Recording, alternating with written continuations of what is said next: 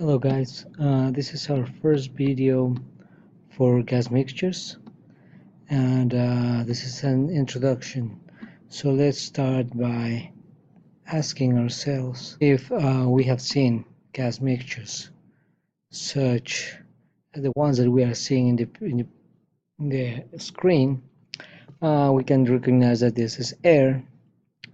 We have another mixture that is a nitrox 1, which is oxygen and nitrogen, and it's just used on scuba dives. We also have protection for welding, TIG protection, which is made of argon and CO2 to create an inert atmosphere and prevent corrosion and oxidation in the welding zone.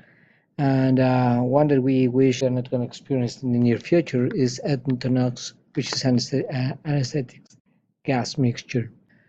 So the objectives of this video is to identify and understand the importance of gas mixtures in everyday life, define quantities used to describe the composition of a mixture, present a table approach for the analysis of a mixture, and compute properties as an apparent molecular weight, so-called average molecular weight or average atomic weight, and the gas constant of any mixture. So we're going to go back in here. See that we have gas mixtures around us. The most important one of our is air. At this point of time, we are having 21% of oxygen, 79% of nitrogen to have 100%. This number is closer to 78. So the 1% missing, water vapor, argon, CO2, and other gases.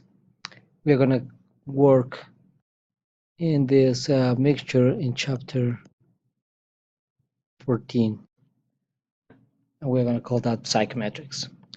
So gas mixtures are important because they are a part of our everyday life, and I will ask you to think of 3 new gas mixtures that are not represented here, that you can witness in your everyday life or in your professional life. Okay, so moving forward, we are gonna describe the mixture of gases, and one of the things that we are gonna clarify at this point of time is that we're gonna think about ideal gases. We could do it with real gases using the compressibility factor, but all the mixtures are made of ideal gases. Okay, so we're gonna find out 2 ways of analyzing.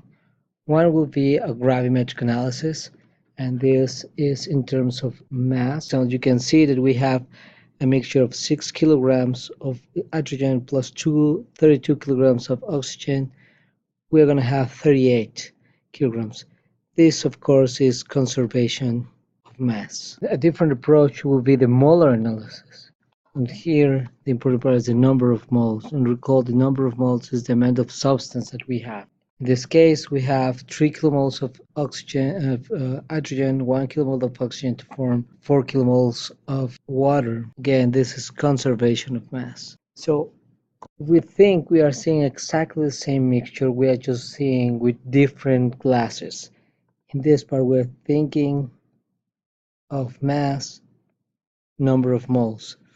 But since it's the same mixture, we should have something to relate them. The total mass of the mixture is the summation of the individual masses.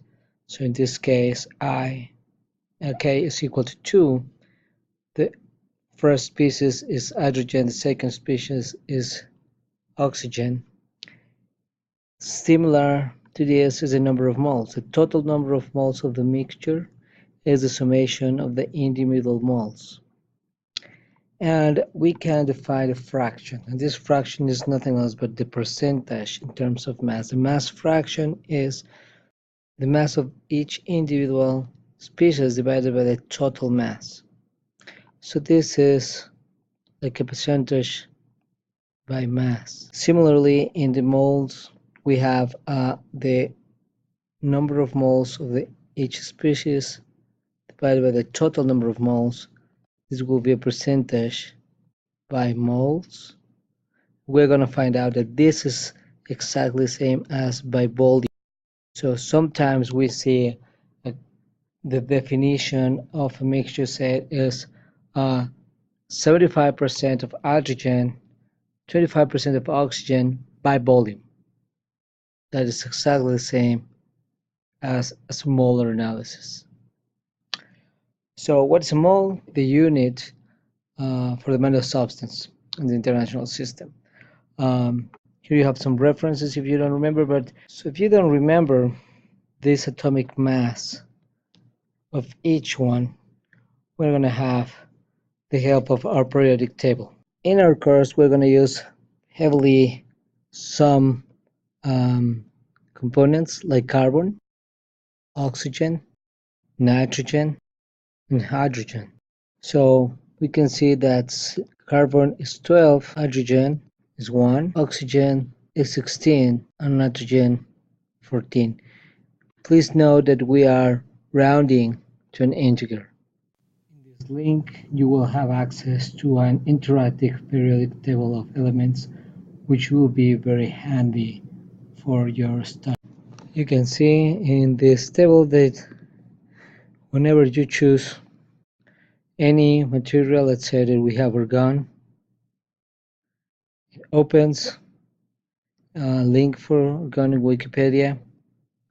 But if I just put it on top, you have the information in the square showing the atomic, the number, the symbol, name, and weight, and at which family it behaves. Let's say helium, neon, are inert gases. So if you have rusty a little bit in chemistry, go to this table. Okay, so we already identified the atomic masses for one of them. Some of them, we're going to propose table in order to analyze this. We're going to explain it very fast, and then we are going to apply it to a couple of problems. So we said that the moles and the kilograms are staying the same mixture, so there must be something that relates the number of moles and the amount of mass, and that is the molecular weight. The molecular weight is the mass in kilograms divided by the number of moles in kilomole. And if you go back to the definition of moles, you'll see that we can anticipate this. So the approach that we are proposing is, for instance, for the mixture that we have, we list the substance and immediately the amount, the molecular weight of that substance. So if one of my substance is a molecule of hydrogen, 2 atoms of hydrogen, that means that the molecular weight of atom hydrogen is 1 times 2 atoms gives me 2 kilograms per kilomole. Same for oxygen. So the molecular mass of oxygen is 16 times 2 atoms that we have in the molecule is 32. Okay, so the mass that I have in the problem was 6 kilograms of hydrogen and 32 of oxygen. I can find out the mass fraction using this formula. This means that this 16 is mass fraction of hydrogen will be 6 kilograms divided by the total mass, which is 38. Then I will use this conversion in order to compute the number of moles. So the number of moles will be, so for hydrogen, number of moles of hydrogen will be the mass that I have, 6, by the molecular weight, 2. That gives me these 3 number of moles. Here's the formula. If I add them, all of them, I have 4 kilomoles of mixture, so I can find out the mass fraction and the mole fraction for hydrogen will be 3 divided by 4.75. So if I add them, I have 4 kilomoles. And I will apply the same formula for the mixture. So I will have that the total mass that I have is 38 divided by the number of moles, 4. The result will be 9.5 kilograms per kilomole. So this will be the molecular weight of my mixture. And notice that I am adding an M. Whenever I have an M, I am talking about the mixture. Finally, I would like to know the gas constant for this mixture, because I will need it in order, for instance, to use my ideal gas relation, and this gas constant will be different for each gas mixture. So it will be very handy to have this constant. This constant, I can get it using this relation.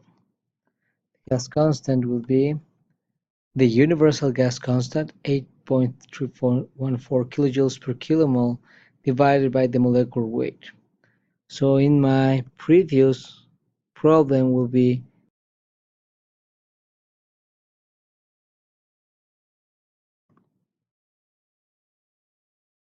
this gives me my gas constant of the mixture. Okay, this shows the approach that we are using to compute, to analyze a mixture. In the next video, we're gonna show this approach using two different mixtures. We're gonna solve two different problems. Hope that you enjoyed this video. Thank you very much.